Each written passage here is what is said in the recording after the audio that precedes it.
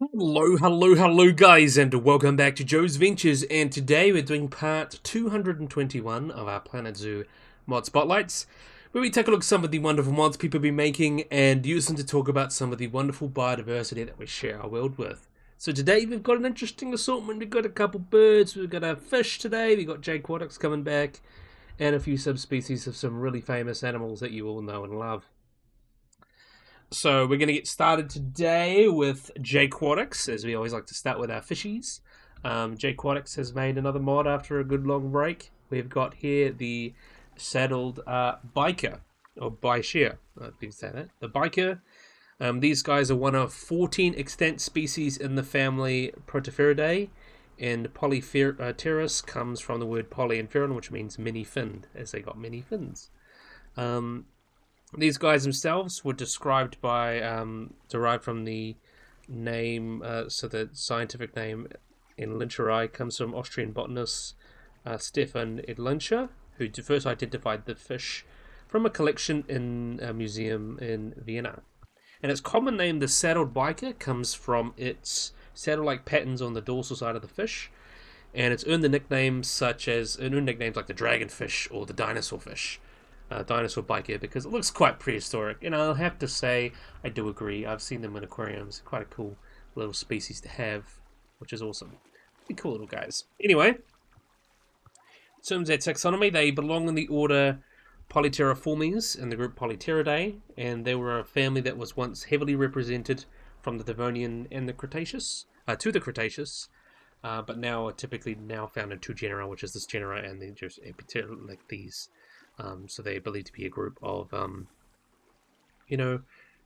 ancestral fish, very interesting as well. And they were some of the first ray-finned fish to diverge from the modern teleos, so they're very, very basal in the groups of fish, so very interesting in terms of taxonomy. As you can see, they are a decent size too. They are a long, slender, fusiform fish, and on average they grow to lengths between 24 and 30 inches. With females typically growing larger than males, and their maximum recorded weight was about 3.3 kilograms, or up to about 7 pounds. These guys are actually some of the largest growing bikers in the Polypteridae, with only one, which was believed to be a subspecies, growing larger. So they are quite big in terms of bikers, and the ones you see in aquariums are often babies, and they, as I mentioned, they get to grow quite big. You can see they have like a tannish yellow colour with 4 to 6 black bands running ventrally on their dorsal to their ventral, and these bands can be spotchy along their lateral and ventral sides. These black spots also may appear on the head and fins, but they have a relatively flat head, with males do not extend past the anterior third of the head, and they have a lower jaw that is with a slight overbite. They are quite easily identifiable by their series of dorsal finlets on the top of the fish that replace a true dorsal fin. And they have 1 to 14 dorsal finlets, and the first starts with 1 to 15 beyond the occiput as well. They also have large caudal fins with 18 to 21 rays, and they have a slightly asymmetrical structure to them as well, so that's cool as well. The anal fins itself has 15 to 18 rays and is distinguished separately from the caudal, but is used to help in swimming. And actually, males, the anal fin can be used for procreation, with males having a thickened anal fin compared to females. It's interesting as well. And their pectoral fins, those big ones that you see there, they've got quite big pectoral fins with 4 to 45 rays and are very fan-like and fairly large, and they actually use it to walk along the bottom of their environments, and even can move short distances on land. So it's coming onto land now, but that's something they actually could do, and they have about 50 to 58 scales running down the length of their body, and they run around the circumference of their body. So in terms of their habitat, these guys are quite prolific in their freshwater habitats. The standard biker can be found commonly in rivers, lakes, marshes, swamps, and even brackish water systems through Central and Western Africa. Currently, there's no population estimates have been made, but they are listed as least concern in 2019 due to their widespread range. They can basically be found from East Africa, West Africa, from like Sudan, Burkina Faso, Cameroon, Central African Republic, Ethiopia, Chad, the Ivory Coast, Nigeria, Sudan, and they can be found across the Nile into the Chad Basin. These guys also tend to prefer slower moving waters with heavy vegetation and other forms of cover to support their ambushing hunting style, and they do overlap with other species of biker, but they seem to avoid each other by living in different niches. For example, these species have different preferences in terms of um, liking deeper water compared to the Senegalensis, or what's also called as the grey biker. So these partition to avoid each other. So in terms of their ecology and life history, they're estimated to live about 20 years in the wild, but they have been recorded to live upwards of 20 in captivity with good proper care. Little is known about their wild spawning behaviour, but some captive breeding has been successful. Spawning will typically take place during the raining season in response to certain changes in water temperature and chemistry. And during the mating season, the males will cup their enlarged anal fin, signaling they are ready to mate, and then they'll follow females repeatedly and bump the females with their body and cupped anal fin. And breaching is also recorded behaviour during these courtship rituals. And when the female is ready, the male will place its cupped anal fin beneath the female's genital palpitae, catching and fertilizing eggs with a milt that are released. And the fertilized eggs are scattered among the vegetation. And then about 3 days later, fry that are roughly about 5 millimeters long hatch and swim out. Larvae are actually born with external gills, and we utilize this until their internal lungs are fully developed, at which point the external gills are shed. They usually occur during the transition from larval to juvenile stage, but captive specimens have actually been recorded to keep their external gills well into their juvenile growth, and their internal lungs are derived from a modified swim bladder that allow them to gulp atmospheric air. And adult specimens still primarily depend on gills for oxygen exchange, but can supplement their oxygen with air from the atmosphere, so they do breathe just like us, allowing them to survive in stagnant waters or other oxygen-depleted aquatic environments. And these primitive lungs allows them also to survive out of water for a short period of time. In terms of their behavior, though, they are primarily nocturnal, doing most of their hunting at night, using their elevated sense of smell to track down prey, and they're generally piscivores, so they feed on other fish such as tilapia and catfish. However, they are opportunistic and will feed on crustaceans, mollusks, and even scavenge off larger carcasses. They do not face many threats as adults in the wild, as they are quite big, but they may still be eaten by crocodiles, fish-eating birds, and also larger predatory fish such as Nile perch and voodoo catfish, or Vondu catfish. So, in terms of their cultural significance, these guys are actually quite popular among hobbyists in the pet trade, and are kept as exotic pets, which most of them being wild caught, which threatens wild populations. And also, their popularity as pets have actually found them being released and formed small populations, such as in Florida. And they are locally caught and harvested in Central and Western Africa, but are not typically traded for consumption outside of their native range. Surprisingly, although regionally significant to many Nile-dependent African communities, they have not been depicted by ancient Egyptians, so that's pretty interesting as well. Yeah, really, really cool species, and nice to talk about them. So if you're looking for it in your, trading center, it is just species-based, so I had that issue. This mod might need to get updated to actually have its name, but yeah, it's species-based. That's where you typically find this one. But next up, we've got a remaster. Over here, this is one by Sky Polaris, who likes to always show up on these mods. I love with the male because the male has to change, but here we've got the Asiatic cheetah.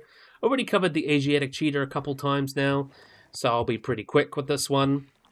So the Asiatic cheetah, or Anionyx jubaris ventilicus, or something like that, is a critically endangered subspecies of cheetah that currently only lives in Iran. It once used to live from the Arabian Peninsula to the Near East to the Caspian and into South Asia, but recently it was extirpated there during the 20th century. And they are believed to have diverged from the African populations about 32 to 67,000 years ago. So in terms of taxonomy, as I mentioned, they were considered their own species, but then lumped.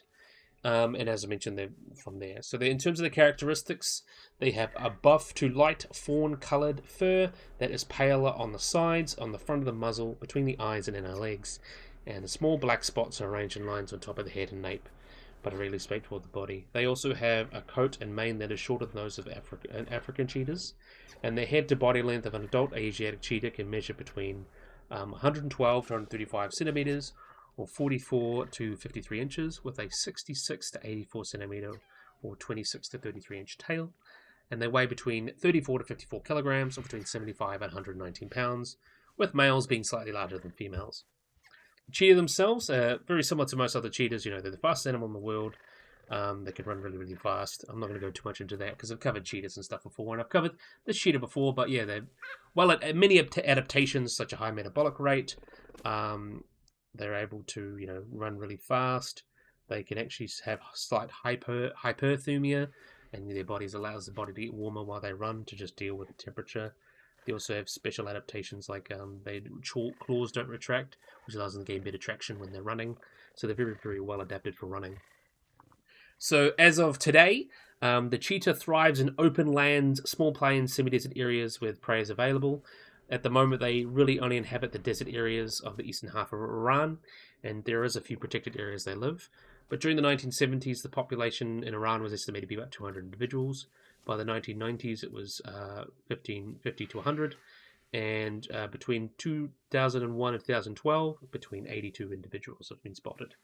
And as of 2024, 16 Asiatic cheetahs were in the Karchana National Park, and in 2025, cheetahs were actually observed in some other provinces, so they should be moving around.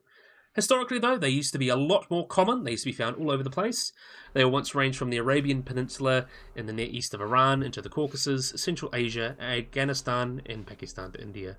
In the Bronze Age, they also were found in Troy and western Anatolia, and have been considered locally extinct in pretty much all of their range except for the only population surviving in Iran. So yeah, a lot of those areas they kind of were hunted. I think in India they have been trying to reintroduce African cheetahs, but it has got to the point where they're really only, like, by the time of the 1950s, the last cheetah was killed in 1997. The last cheetah was spotted there, so they've been extinct there for at least kind of 30 years or so now. But yeah, in terms of their diet, they do feed on medium-sized animals, such as chikaras, wild sheep, goats, and Cape hare.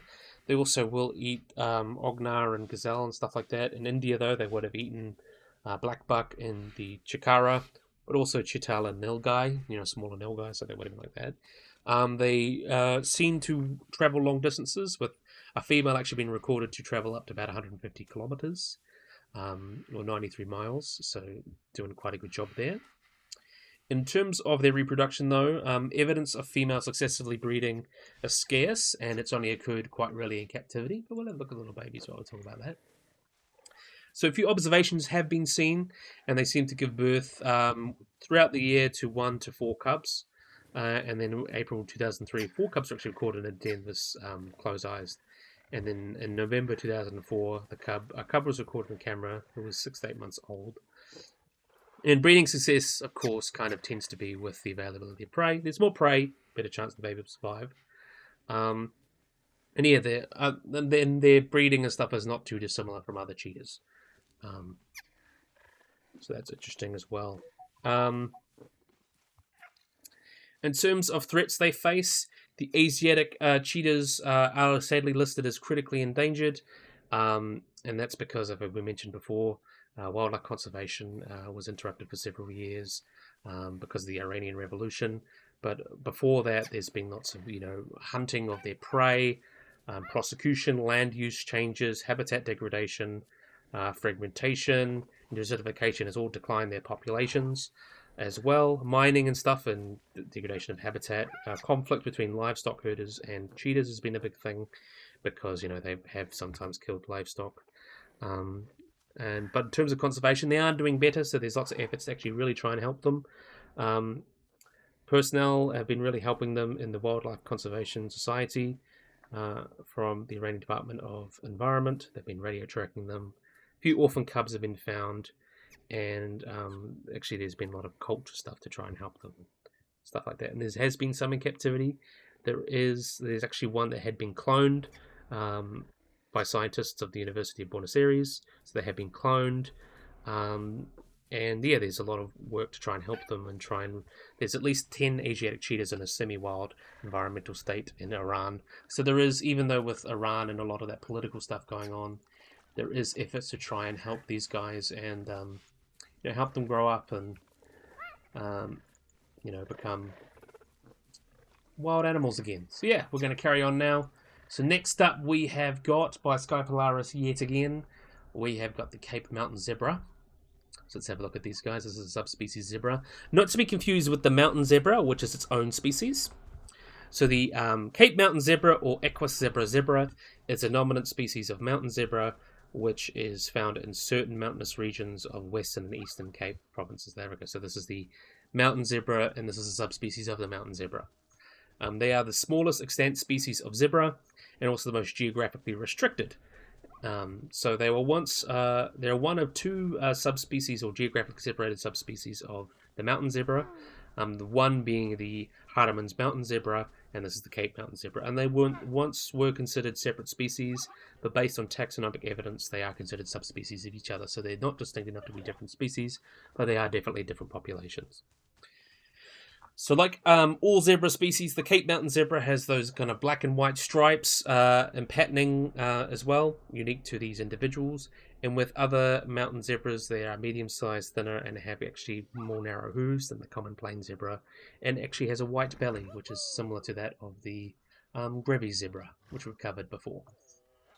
In terms of size and weight, the Cape Mountain zebra differs slightly from the Hardeman subspecies, being a little bit stockier and having longer ears and a larger dewlap. Adults typically have a shoulder height of about 116 to 128 centimeters, or 46 to 50 inches, which makes them the most lightly built subspecies of zebra. And they have slight sexual dimorphism, with mares typically being about 234 kilograms, and males a little bit bigger, of course, being... let's see if you're over there. No, where's the male? There you are. And males be about 255 kilograms, or about 562 pounds. And their stripes are actually narrower and therefore more numerous than other species of zebra, although they're slightly wider than the Hardeman zebra subspecies. And the stripes on the head are the narrowest, followed by those on the body, and then there's much broader ones found in the horizontal stripes found in the hind areas, and they're lacking the shadow stripes that are seen on plain zebras as well. In terms of their distribution habitat, historically the Cape Mountain zebra ranged throughout a lot of the mountain regions of Cape Province in South Africa, though today they are confined to several mountain reserves and parks. They are considered vulnerable, as I believe I mentioned before. They're typically found in the Mountain Zebra National Park, but also the Mountain Reserve and Karoo National Park, among a few others. And they tend to live on the slopes and plateaus of mountainous regions and can be found up to 2,000 meters above sea level. In terms of their behavior, they are like other species of zebra, and like the Hardeman's subspecies, they are diurnal and crepuscular, with being active most early morning or late after sunset, and they generally drink twice a day, and a daily dust bath is usual. They are a graminivore, which means their diet consists mostly of grasses, and they're a highly selective feeder, and they tend to have a preference for greenier leafy plants, particularly South African red grass and the weeping lovegrass. In marginal habitats, though, they have been seen feeding on young risto shoots as well as underground bulbs, and low-growing, very coarse, small, stalky plants are usually avoided. And it's believed the Cape subspecies is actually a climax grazer, which means it feeds quite out of the ground. And this means an increasing in the abundance of low-level grazers will reduce, like springbok, they will mean there's less grass, the tall grass for these guys to eat. So that can be a bit of an issue. These guys aren't particularly territorial, territorial, I believe. They're not territorial, but they have groups that live in two types. Breeding groups and bachelor groups, with the breeding herd consisting of a male stallion and up to 5 mares in their foals. Stallions that cannot attain mares have less defined bachelor groups, and once established, a breeding group normally stay together for many years, with one stallion actually staying up for more than a decade until he was about 17. And foals will then leave the herd on their own accord at about 22 months of age. And unlike the Hardeman's subspecies, when mares force foals out, stallions of the Cape subspecies actually try to prevent them from leaving.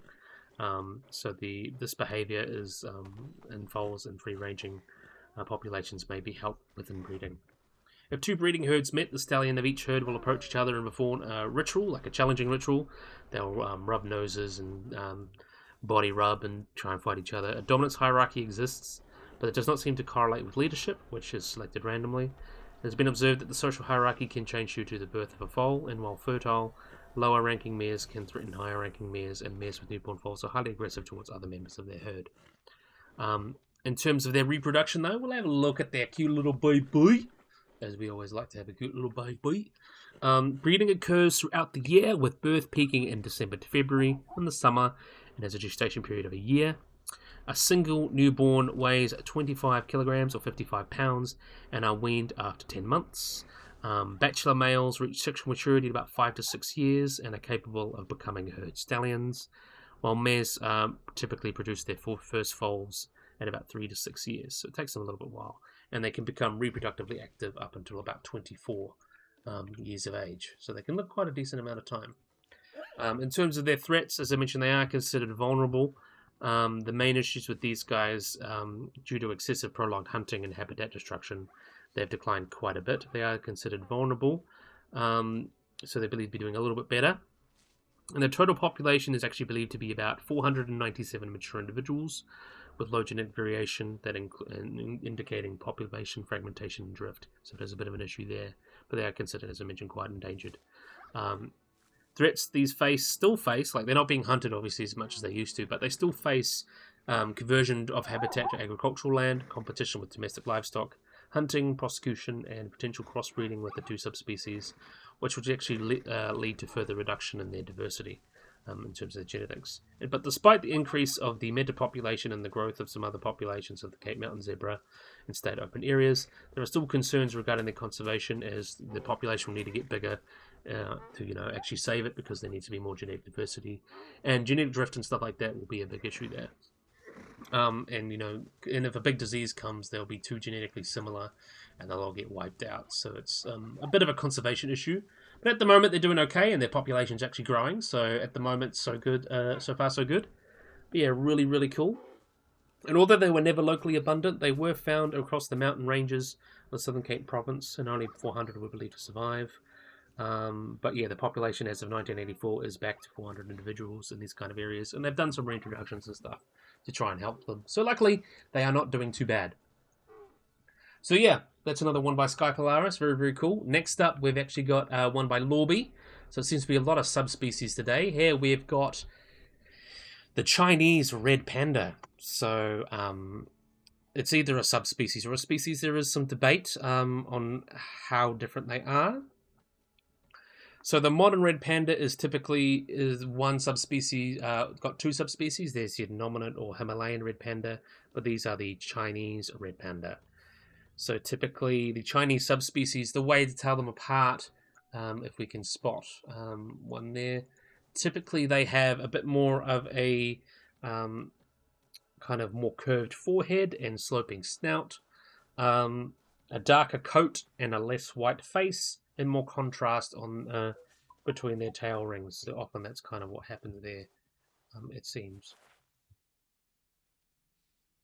But yeah, there's not too many differences between them. In 2020, there was actually a genetic analysis done on these pandas, and it actually showed that red panda populations between the Himalayas and the Chinese population, which are two different subspecies, are separated by about 250,000 years of evolution. And the researchers actually suggested that these two subspecies should actually be treated as different species, with red pandas in southeastern Tibet and northern Myanmar being found to be part of Stiati, while those in southern Tibet were Fulgens in the strictest sense. And DNA sequencing from 132 red pandas collected in northern India and China showed those distinct clusters as well. And it's believed these would have happened because of glaciation during the Pleistocene, would have separated them and would have allowed them to evolve into different populations, or potentially different species, depending on who you ask. There's some people that are very much on the species side as well.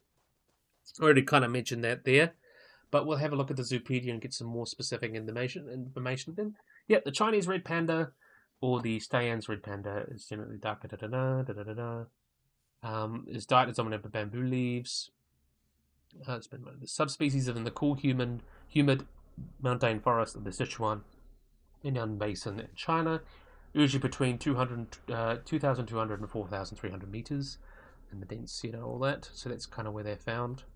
Let's carry on. 1 to 2. That's kind of, all the same ones there. So they're not that different. But yeah, another cool mod by Lorby, if you want a little bit more diversity. Potentially a new species of red panda, depending on who you ask. Taxonomy being taxonomy is often, a little bit all over the place. Still really, really cool. Nice to see this guy getting some love. Lorby always does a great job, but Lorby's definitely a really good modder. It's nice to see cool, another cool one there. And because we got to have a look at the cute little baby, we got to have a look at the cute little baby. Look how adorable that cute little baby is. He's very, very cute. Very, very adorable. Um,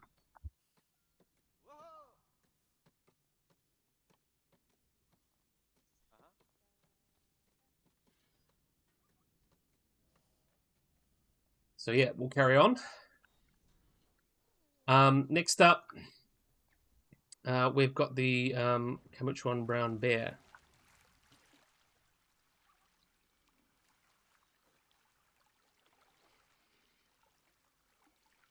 So this is the really cool species of brown bear. Sorry, I got it printed.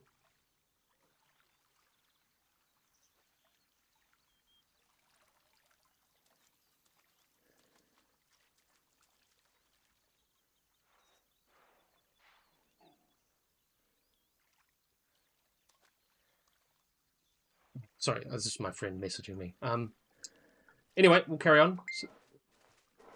So this is the Camacha brown bear, or Ursus arctos beringiensis, also known as the Far Eastern brown bear. These guys are a subspecies of brown bear in the Kamchatka Peninsula, outside of Russia.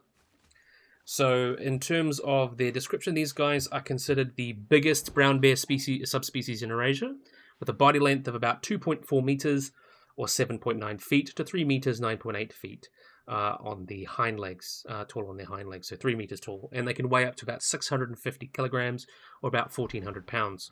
They're about the same size as the Kodiak bear, however, their skulls are actually broader than that of the Eurosai brown bear. And compared to that of the Kodiak bear, this skull is kind of a lot bigger in proportion, much bigger in that regard. The greatest skull length for males is about 40 to 43 centimeters, or 15 to 17 inches, and about 25 to 27 inches, or 10 to 10 inches, about 10 inches wide. With the skulls, females being a little bit smaller. And their fur is predominantly dark brown to a violet tint, so a little bit of different colours there. And this population is considered endangered, as we went into. So in terms of distribution, they are native to the Andreyskiy district, the Kamchatka Peninsula, the Kalarinsky Islands, and the Kaluri Islands, and the coastal strip of the Wetter Sea up Kursk, and basically those kind of areas in the Bering Sea. And they are closely related to one clade of brown bears in Alaska and northwestern North America, and actually thought to be the ancestral ancestors of the Kodiak bears. So that's quite interesting there. In terms of their behavior and ecology, in the summer period, they feed on berries, blueberries, cowberries, humpback salmon, and steelhead. In autumn, though, they'll eat nuts and nut from nut pines, mountain ash, and fish. And in times of famine, they'll feed on dead fish or marine mammals, berries, or gramoid vegetation. And when marking their territory, they often prefer to rub against trees on the sides of the many mountain ridges that they have, as opposed to trees on top near the bottom. And they tend to prefer middle ridge ranges and that are less densely forested. That allows their scents to travel farther and a bit more furiously. But yeah, in terms of the brown bear, they're generally not dangerous to humans. There was actually a study that only 1% of one researcher found that only 1% of his about 300 encounters with the brown bear actually resulted in an attack. Although surprised by the number of size of bear they were, the first European observers who went to the Kamchatka and actually saw them found they were actually relatively harmless compared to their Siberian counterparts. However, there has been one group of bears that actually managed to kill 2 guards as well. But in terms of trophy hunting, these guys are most prized trophies of the Russian hunting industry. In 2005, they issued 500 hunting permits for these bears, and clients paid up to $10,000 to hunt a bear. And thus the economic impacts of the recreational hunting on the Kamchatka brown bears is quite significant. And the recreational hunting has led to the endangerment of the species in Russia. But hopefully, with good protections and stuff, we want to have them around for a long time. And obviously, if people want to hunt more bears, you've got to be smart about it and, makes it more worth it to hunt them. But yeah, very, very cool. So yeah, we talked about their Beringius, We kind of talked about that before. You can see that's kind of where their range is. She cuts up most of it. The Kamchatka brown bear is one of the largest subspecies, with some of the large males rivaling Kodiak bears. The population density of among the highest in the world for brown bears, thanks to the incredible abundance of salmon in the rivers. They live in a landscape dominated by volcanoes, and their range includes the famous Valley of the Geysers. During the salmon run, a single bear could catch and eat over 40 fish in a day, consuming up to 100 pounds of food to build fat for hibernation. They're excellent swimmers and readily cross rivers for food, using many waterways to travel through, to travel corridors. Yeah, as I mentioned before, not too dissimilar from most brown bears. They're just another population of them. But I want to see, where's the baby? We're going to have a look at the baby. And there's the female there. She's got like a really nice colour to her. And you can see these cute little babies here. Very, very cute. With those red eyes. Oh my gosh, they've got red eyes there. That's quite cute. Definitely a big fan of that. So are they breeding on? No, the breeding's off. Good. Anyway, we're going to carry on today. Next up, we have got a couple Great Cakes mods. So this one was done by Sky Polaris as well, the Comanche Brown Bear. Sky Polaris did this one as well. And next up, we've got a couple Great Cakes mods. I know you love a Great Cakes mods. Here we've got the Mountain Caracara. So another species of Caracara. A couple birds to finish off today. Always really awesome to see. Let's see here. You're really, really cool. I like you. Anyway, so the mountain caracara, or Dipterus megalopterus, is a species of bird of prey in the family Falconidae, and are found in the Puna and Paramo in the Andes, ranging from northern Ecuador down to Peru and Bolivia, and down into northern Argentina and Chile. They're generally uncommon and sometimes potentially fairly common, and they resemble the closely related caniculated caracara and the white-throated caracara. But unlike those species, uniform black, as you can kind of see going on there. And juveniles, far less distinctive, with their red-faced pied adults being overall brown and dull, as we'll kind of go on and see there. We've got a baby over there that looks quite dull. But anyway, in terms of their taxonomy, they were formally described in 1838 by the Prussian naturalist Franz Mehren under the name Aquila megaloptera, based on specimens in Chile. Their kind of name means in Greek exceeding wing, so it's got like an exceeding wing, and there's no necessarily subspecies known. Molecular genetics suggested genus Megavo, which they were described as polyphyletic, and then they were put in the genus with the yellow-headed caracara, sister of the genus Dipterus. And all the genetic divergence is relatively shallow. The polyphyly was resolved by expanding the genus of Dipterus to increase, to take the species in Megavo and Platyvelus, which is quite interesting as well. So in terms of their description, they are a medium-sized caracara species with a fairly blue beak tip, with a bright orange, strongly contrasted by the jet black feathers on its head, back and chest. Its rump and belly and upper tail and its coverts and stuff, you can see a pure white, changing sharply from black to white between the belly and chest. And in the black wings also have small white shoulder patches and white spots on some of the outer primaries, as you can see there. And in the 1960s, 17 individuals were caught, and there was note that measures that could range between 358 to 403 millimeters in the wing length. So it's just that they had a medium-sized wing for a caracara, but actually quite a short tail.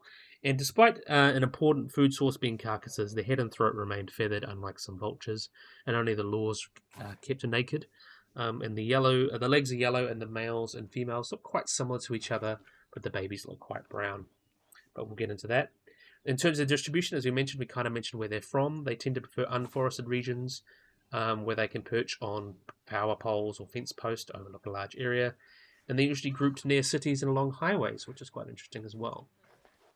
In terms of food and feeding, these guys are considered opportunistic. They're highly opportunistic, and they're commonly seen walking on the ground. They'll feed on carrion and virtually any small animal it can catch. Those living in the high plains of northwestern Argentina tend to rely a bit more heavily on carcasses than as a food source. Where some studied in the Andes found that they left pellets that were mostly comprised of insects, so they did eat a lot of insects.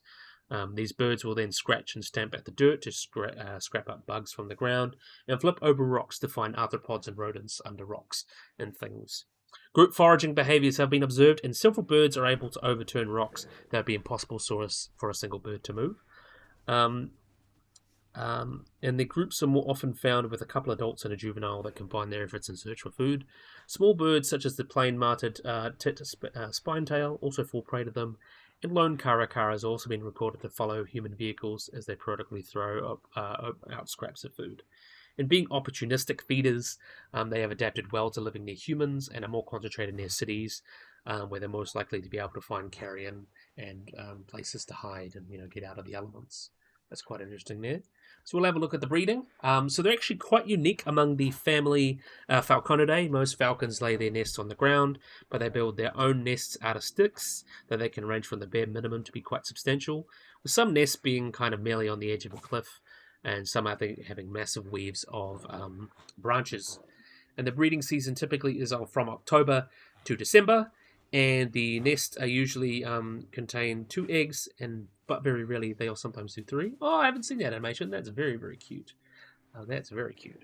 Um, and then they hatch in December, and the chicks are fledged and independent by March, and though they may stay with their parents for months afterwards. So they may, get their adult feathers and be able to fly, but learning to hunt is very difficult, so they may stay with their parents a lot after that.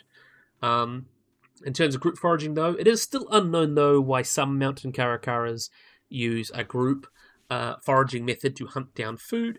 Even though the hunting party may be able to overturn bigger rocks and cover more ground, the prey captured is usually not shared among the hunters. It's really no to benefit being received by the youngest of the group. And the caracara that decides on the most likely rock to move is usually the bird who grabs and eats the prey. Though as enough food is available, all members can potentially have a meal from some sort of foraging. So it's hard to see the benefit of that. But if everyone's looking, and there may be a chance you get a feed, and it helps you cover more area and works out well. And you probably learn something as well. You see some older animals, and they've probably done it more times, and you gain some experience. But yeah, in terms of vocalizations, when group foraging, the adults who find the rock worth turning over will call out to attract the rest of its nearby party, and a flight call has also been recorded. And the feathers were actually used to be used by on the crown of the Sapa Inca, so they would have been using them on crowns and stuff. So that's really, really cool. Another really cool mod done by Great Cakes, and our last mod for today, done by Great Cakes as well. We've got here the Turquoise-Browed Mot. So let's have a look at this guy. So really, really cool little species here. So the turquoise-brown mot. So these guys are quite a colourful, medium-sized bird in the family of the mot family of Momotidae. They live in Central America from southeast Mexico, mostly in the Yucatan to Costa Rica, where they're common and considered non-threatened. They're considered quite common, which is cool as well. In terms of their habitats, they tend to live in fairly open habitats along forest edges, gallery forests, and shrublands. And they're the more conspicuous than other mots, and they often will perch on the open and wires and fences as well. And from these perches, they will scan for prey, such as insects and small reptiles. White eggs of about 3 to 6 are typically laid in a long tunnel nest, in an earth bank, or sometimes in a quarry or freshwater well. And then they get their name, the turquoise-browed mot, from their kind of brow, which they do have like as you can see, a big turquoise brown, thing to their front. Let's see the juvenile. Juveniles look no different, so we won't worry about the juveniles. You can see you got that big turquoise brow where they get their name. And they're actually considered both the national bird of both El Salvador and Nicaragua, where they're also known as the toragos or the guabaraco, respectively. So that's quite interesting too. In terms of the bird itself is about 34 centimeters or about 13 inches in length, and they weigh about 65 grams or about 2 ounces. They are mostly grey-blue body with a rufous black and back and belly. They also have a black-blue stripe across the eye where they get their name, and a blue-bordered black patch on their throat. The flight feathers and the underside of the tail are also blue, and the tips of the tail, as you can see there, are kind of almost like rackets, and they have a bare feather shaft, but the barbs on the tail kind of create this kind of racket shape. And the shafts are actually longer than most other species of mots as well, so that's quite interesting. Often it's said that mots would actually pluck the bobs off to create that shape. It's not true, as the barbs are actually weakly attached and will come off to an abrasion, and with substrate as well, and they rub it on things as well as pegging it to kind of get that shape. So you can see those barbs there, how they maintain those barbs as well. So kind of, if you've seen an extinct animal, Confuciornis, they actually have quite a similar thing to that. So just some longer feathers that they drag down to kind of, give some display and stuff like that. But yeah, these barbs are weakly attached, and they kind of maintain that shape, to make them look nice. Unlike most birds, though, where only males have these traits, actually the female will also have in the species as well. Um, these large long tails can actually be seen in both sexes. Research indicates that the tail evolved to function differently for the sexes, with males using those for sexual selection, as males with longer tails will have greater reproductive success. But in addition to this function, the tail is used by both sexes in a wag display, where the tails move back or forth in a pendulous fashion, and the wag display is deformed in a context unrelated to mating. Um, both sexes perform a wag display in the presence of a predator, and although the display is thought to confer natural selective benefits by communicating to the predator, it is thought that is seen as potential result in capture. So this is believed to be a form of interspecific communication or communication um, between different species in reference as a pursuit deterrent signal. So basically, those long tails will try and discourage predators from you're making them look bigger as they kind of wag them. It makes them look bigger and scares off a predator. But in terms of its call, they're quite a nasal, croaking and far carrying call. And they're a well-known bird in their range. We kind of mentioned their names. Their names in Nicaragua, they're called the Guardabaraco or the ravine guard, and the Toragos in El Salvador, which is based on their call. They also named the clockbird in the Yucatan, based on their habit to wag. They wag their tail like a pendulum on a clock. So that's kind of where they get that name from. And in Costa Rica, they're known as the Motmot celeste, or the far less flattering Paraja bobo, or the foolish bird, owing to its tendencies to allow humans to come very near without flying away. So that's a little bit sad to call it a foolish bird, but it's very, very cool. I want to see you fly. I want to see you fly. You're the only one doing something at the moment. Oh, there we go. Let's see if you'll actually use the perching. That's fine. We'll have a good look at you. Seeing you fly and doing things instead of just standing up there. Very, very cool. I'm actually quite a big fan of this. Really, really awesome mod. So yeah, I think that's a good place to end today. Bit of a shorter one today, but we don't mind. So we're just going to thank everyone now. Thank you, Aquatics, for your bike here. Really cool to see some fish again. Thank you, Sky Polaris, for all your subspecies that you've done. The brown bear, the zebra, and the cheetah. Thank you as well, Lorby, for your Chinese red panda. And thank you, Great Cakes, for your Mot and your Kara. So you've all done great jobs there. So, yeah, I really, really, really hope you guys have enjoyed this video. Hope you guys like and subscribe. Always remember to hit the little bell icon to get notified of any things. So if you guys enjoyed this video, hope you guys like and subscribe, and bye-bye.